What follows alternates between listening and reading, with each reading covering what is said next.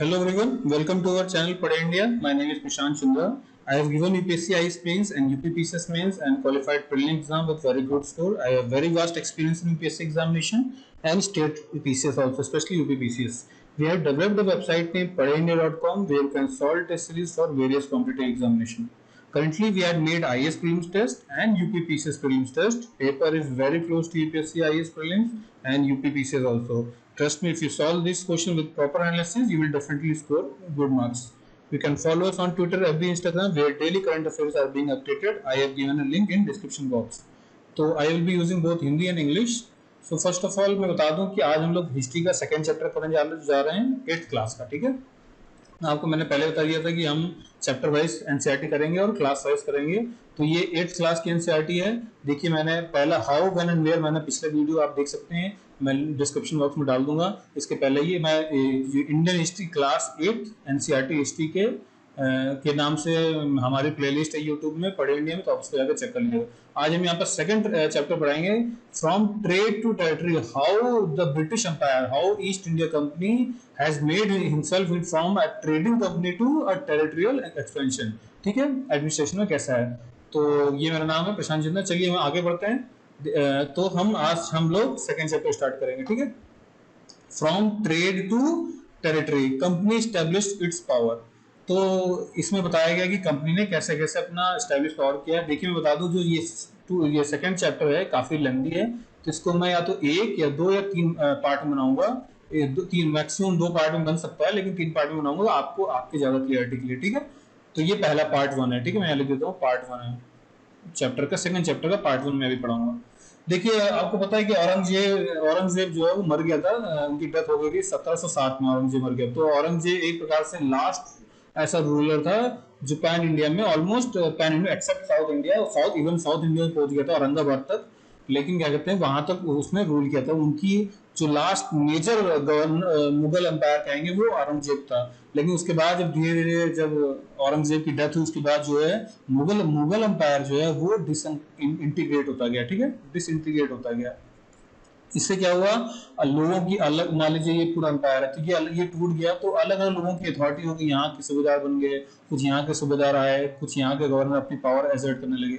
मतलब जब एक बड़ा आदमी मर गया तो छोटे छोटे जो सूबेदार थे वो अपनी अथॉरिटी दिखाने लगे। यहाँ दिखाए तो कोई भी इफेक्टिव सेंटर अथॉरिटी नहीं थी। मतलब जो पहले पूरे कंट्रोल करता था, मान लीजिए औरंगजेब था, पूरे इंडिया में कंट्रोल करता था, उनके नीचे जितने भी गवर्नर थे उनको कंट्रोल करता था।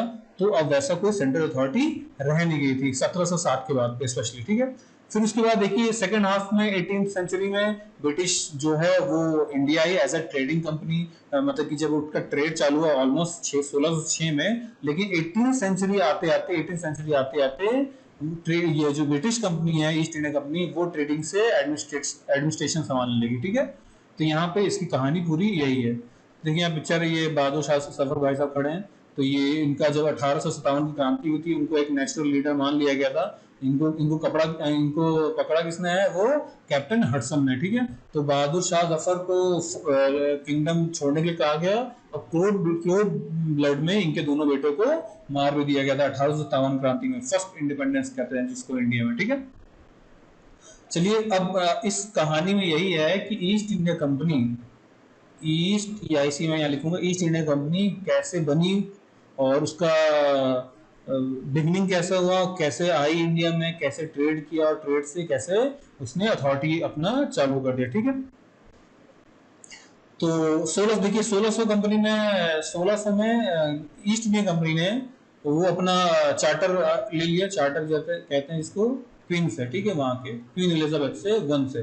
क्वीन एलिजाबेथ वन से उन्होंने जो रूलर ऑफ इंग्लैंड थी उनसे चार्टर लिया। चार्टर मतलब कि उनको ट्रेड करने की अथॉरिटी ले ली, और ये अथॉरिटी ले ली कि सिर्फ उन्हीं के पास सोल राइट है। देखिए यहाँ लिखा हुआ sole right to trade with in east, मतलब कि ब्रिटेन के ईस्ट में कुछ भी रहेगा तो वो उनकी सोल राइट रहेगा।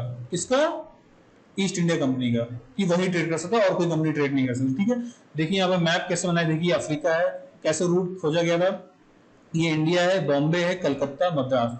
देखिए कैंटन है जो कि हांगकांग का वहां का, चाइना में भी है। तो वहां से क्या कहते हैं केप ऑफ गुड होप था, सेंट हेलिना था, फिर यहाँ से जो है ब्रिटिश आइलैंड में तो यूके आते थे, फिर वापस इसी रूट से आते थे। तो ये काफी फेमस रूट बना और वास्को डी गामा ने इसको एक्चुअली खोला था। ठीक है, इसको मैं मिटा देता हूँ, आपको अच्छे से दिखेगा। ठीक है, चलिए आगे बढ़ते हैं। तो विद चार्टर, जब ये चार्टर उनकी कंपनी के हाथ में लग गया तो उनको क्या कर, वो किस लिए आया, they looking for new land, उनको नई नई जमीन खोजने खोजने लगे, वो नए नए गुड्स खरीदने लगे जो कि चीप प्राइस में थे। मतलब कि जब ईस्ट में जितने भी कोई चीज चीप प्राइस मिलती थी वो वहां से खरीदते थे और दोबारा वो यूके में महंगे प्राइस में बेचते थे। एक्चुअली उसको मर्केंटिलिज्म कहते हैं। इसको क्या कहते हैं? Mercantilism, in short mercantile trading. Mercantile trading होता क्या एक्चुअली, मतलब कि सस्ते में खरीदना और महंगे में बेचने की, buying goods at cheap and selling them at high prices. कोई भी बिजनेस एंटरप्राइज जो सस्ते माल खरीदे और महंगे माल बेचे। ठीक है, तो वो है। देखिए यहाँ पे उन्होंने ये लिखा हुआ है, The company did not have fear competition from other English trading company। क्यों नहीं था? क्योंकि सारे जो सोल राइट था कंपनी का, कंपनी के मतलब जो ट्रेडिंग का, वो सिर्फ ईस्ट इंडिया कंपनी के पास था। ठीक है, तो लेकिन जो ये रॉयल चार्टर मिल तो गया था ईस्ट इंडिया कंपनी को, लेकिन वो नहीं रोक पाए अदर यूरोपियन पावर्स। मतलब कि यहाँ पोर्टुगल, स्पेन, पोर्टुगल और जितने भी ईस्टर्न यूरोपियन कंट्रीज है यहाँ पे जो थे, वो उनको नहीं रोक पाए। उनके पास भी चार्टर था ट्रेड करने का। तो जो अदर यूरोपियन कंट्रीज के जो ट्रेडिंग कंपनीज थे वो आते थे। ठीक है, उन्होंने क्या कहते हैं केप ऑफ गुड होप में अपना पोस्ट बनाया, फिर क्या कहते हैं सेंट हेलेना में यहाँ बनाया। देखिए यहाँ लिखा हुआ है। तो पोर्टुगीज जो है, देख बता दूं कि आपको गोवा, देखिए यहाँ पे इंडिया वाली जो गोवा ही है, तो पोर्टुगीज जो है ऑलरेडी इंडिया में आ चुके थे और वो सेटल कर चुके थे। कहाँ पे? गोवा में। ठीक है, अपना फोर्ट उन्होंने वहां पे बना लिया था, मींस ट्रेडिंग फोर्ट। ठीक है, have already established their presence in western coast of India and had their base in Goa. और वो वास्को डिगामा ही थे जो 1498 में वास्को डिगामा ही थे जिन्होंने 1498 में वो इंडिया का ईस्ट में ट्रेड करने, इंडिया का ट्रेड रूट खोजा था उन्होंने। देखिए यहाँ पे लिखा हुआ है, इसको पढ़ लीजिएगा। ठीक है, तो उसके बाद देखिए डच भी आने लगे, फिर फ्रेंच आने लगे। French was last to came and first to go. ये हमेशा रटिएगा, यूपीएससी में आता है। ठीक है, सबसे लास्ट में आए और सबसे पहले वो इंडिया को छोड़ के भागना पड़ा, ब्रिटिश ने भगा दिया। ठीक है, मारपीट के। फिर आगे देखिए, the problem was that all companies are interested in buying the same thing. क्या मतलब, देखो उनके जब ब्रिटिश, जब ईस्ट इंडिया कंपनी आए तो पहले ईस्ट इंडिया कंपनी थी वही सिर्फ आराम से ट्रेड कराने, लेकिन धीरे धीरे बाकी देशों की कंपनी भी आने लगी यूरोपियन कंट्रीज में, लेकिन फिर उनके में कॉन्फ्लिक्ट होने लगा बीच में। ठीक है, किस बेसिस से? वो क्या एक ही कॉमन गुड था, क्या लेने आए थे? कॉटन लेने आए थे, सिल्क की ट्रेडिंग करते थे, पेपर की ट्रेडिंग करते थे जिसको ब्लैक गोल्ड भी कहते थे उस जमाने में। ठीक है, क्लोव्स मतलब कि ऑल स्पाइसेस की इंडिया से ट्रेडिंग करते थे और वो हमारे बदले में ये हमारा प्रोडक्ट ले आते थे और हमको क्या मिलता था? गोल्ड एंड सिल्वर, क्योंकि वहां पे बहुत था उस समय। ठीक है, गोल्ड और सिल्वर हम लोग ट्रेडिंग करते थे। तो इससे क्या होता था कि जब ब्रिटिश थी तो अपना पहले अपने खुद फायदा करते थे, लेकिन जब धीरे धीरे उनका कंपटीशन बढ़ने लगा बाकी कंपनियों के, बाकी ट्रेडिंग जो जो कंट्रीज थी उनके आने से, राइवल कॉम्पिटिटर आने से, तो उनके बीच में फियर्स बैटल होने लगी, लड़ाइयां होने लगी। वो एक दूसरे का शिप डुबो देते थे। ठीक है, एक दूसरे से लड़ाई करते थे कि भैया कि उनकी शिप जो है आगे ना जा पाए, इंडिया में ना जा पाए, किसी इंडियन पोर्ट में ना जा पाए। ठीक है, तो ये सब उनके बीच में होने लगा। तो trade was carried on with arms and trading post were protected through fortification. अब क्या हुआ, जब धीरे लड़ाइयां होने लगी, जब धीरे ट्रेड बढ़ने लगा, जब कंपटीशन बढ़ने लगा, तो भैया उन्होंने अपना अपना जो क्या कहते हैं पोस्ट थे जहां पे वो ट्रेडिंग करते थे उसको फोर्टिफाइड करने लगे। फोर्टिफाइड करने में मतलब वहां पे अपना आर्म्स एंड एमिनेशन रखने लगे, वहां पे सोल्जर्स अपने रखने लगे। ठीक है, the company later found itself difficult to separate between trade and politics. क्यों? क्या हुआ? इससे क्या हुआ, धीरे धीरे उनका नुकसान होता गया, लोकल रूलर से कॉन्फ्लिक्ट बढ़ता है। क्यों? लोकल रूलर तो नहीं चाहते थे उस समय, देखिए बंगाल के गवर्नर खुद नहीं चाहते थे कि कोई भी फोर्टिफाइड करे, क्योंकि ये तुरंत क्या कहते हैं वहां का जो सोवरेन रूलर उसके खिलाफ था, जो वहां का रूलर तो उनके खिलाफ था। भाई अपना वो फोर्टिफाई कर रहे थे, अपने आर्म्स एंड एमिनेशन रख रहे थे। ठीक है, तो क्यों हो रहा है? बिकॉज ऑफ कॉन्फ्लिक्ट, कंपटीशन की वजह से।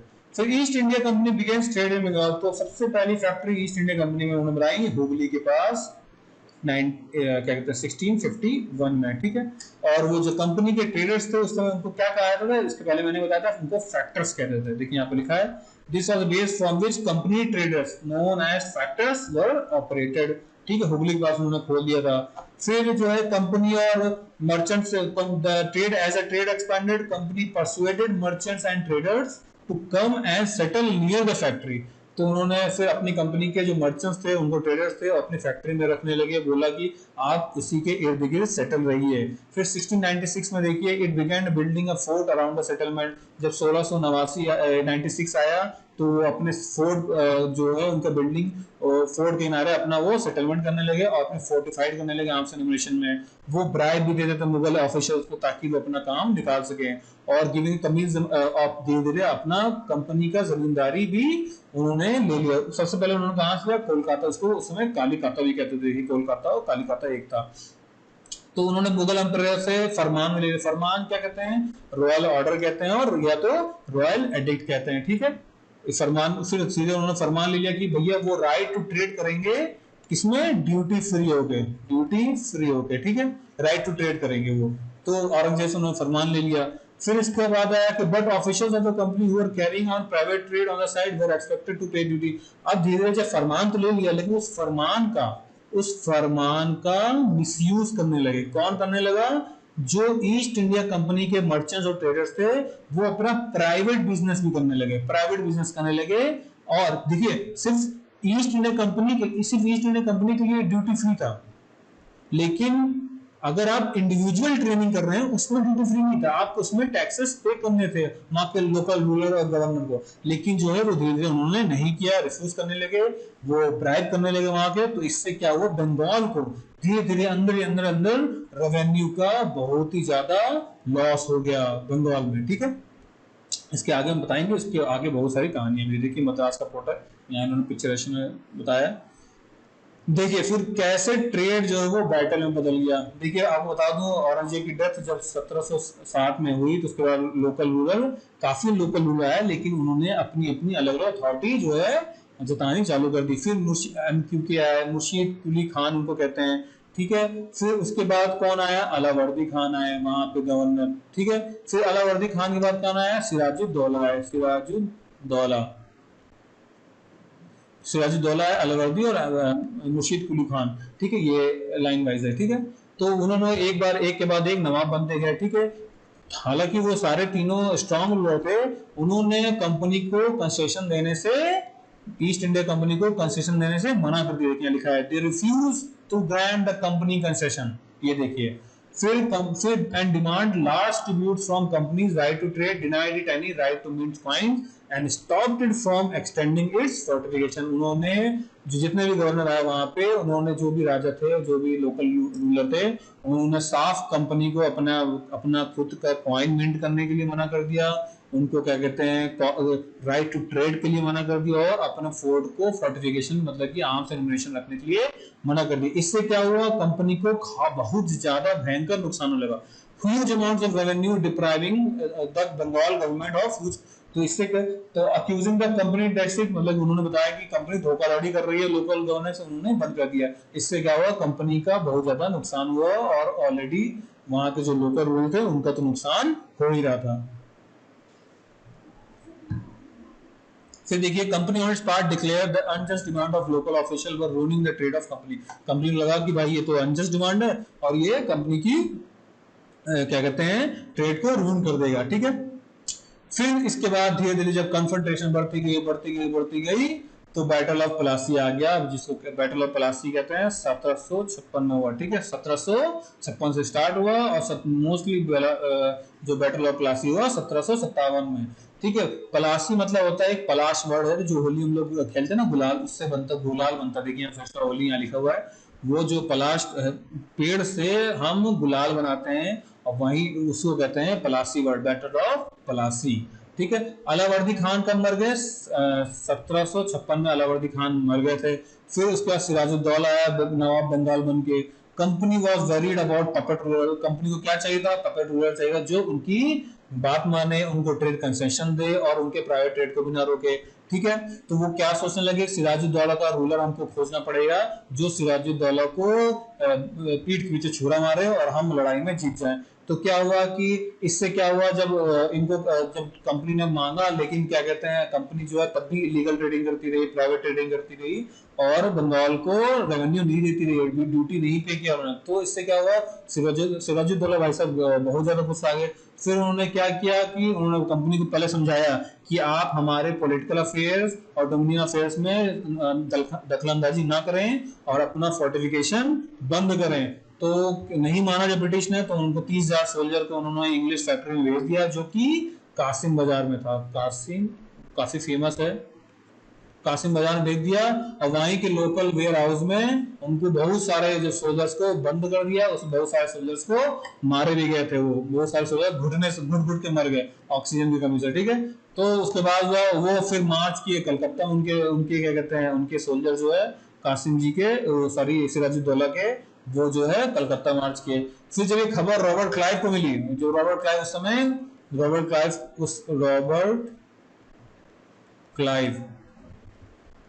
क्लाइव उसमें जो है वो मद्रास में थे। तो मद्रास में 1757 में रॉबर्ट क्लाइव ने क्या कहते हैं आर्मी भेजी यहाँ पे मद्रास में, फिर समझाया उनको कि भैया ऐसा ना करिए। तब भी जब सिराजुद्दौला नहीं माने, तो बैटल ऑफ पलासी में सिराजुद्दौला के साथ उन्होंने कंपनी ने लड़ाई युद्ध छोड़ दिया, ठीक है। फिर युद्ध में कौन मारा गया, नवाब जी डिफीट हो गए। सिराजुद्दौला क्यों डिफीट हो गए आपको बता दूं, कंपनी बहुत होशियार थी, उन्होंने ब्राइब किया। किसको ब्राइब किया, मीर जाफर को।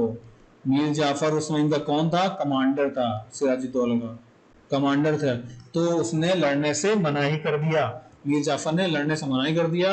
तो फिर क्या हुआ, क्लाइव रॉबर्ट क्लाइव जो है सिराजुद्दौला को क्रश कर दिए और अपनी क्या कहते हैं बैटल को वो जीत गए। और इसको फर्स्ट मेजर विक्ट्री कहा था कंपनी को, जब कंपनी ने अपना पॉलिटिकल अफेयर चालू कर दिया। मींस यहीं से शुरुआत होती है कंपनी की, from trading to politics, to interfere politics in India, from trading to administration, company ने संभालना चालू कर दिया। फिर देखिए यहाँ लिखा हुआ है कि the defeat at Plassey, Sirajuddaulah was assassinated and Mir Jafar made the nawab. फिर मीर जाफर को नवाब बना दिया गया। फिर नवाब जो था भाई साहब ने, मीर जाफर ने, उन्होंने क्या कहते हैं कंपनी का क्या कहते हैं ट्रेडिंग रूट खोल दिया, ड्यूटी फ्री टैक्सेस हटा दिया, प्रिविलेजेस दे दिए कि भाई लोग वो भी करेंगे और क्या कहते हैं अपना ट्रेड भी करते हैं। फिर कंपनी को फिर भी डिफिकल्ट लगने लगा, कंपनी ने बोला भाई soon despite this was rather difficult, तो उन्होंने क्या हुआ, for even puppet nawab there is not always helpful as company wanted, मतलब कि इवन वो पपेट नवाब रखने के बाद भी क्या कहते हैं उनका फायदा नहीं हुआ था कंपनी का। क्यों, क्योंकि नवाब को भी भैया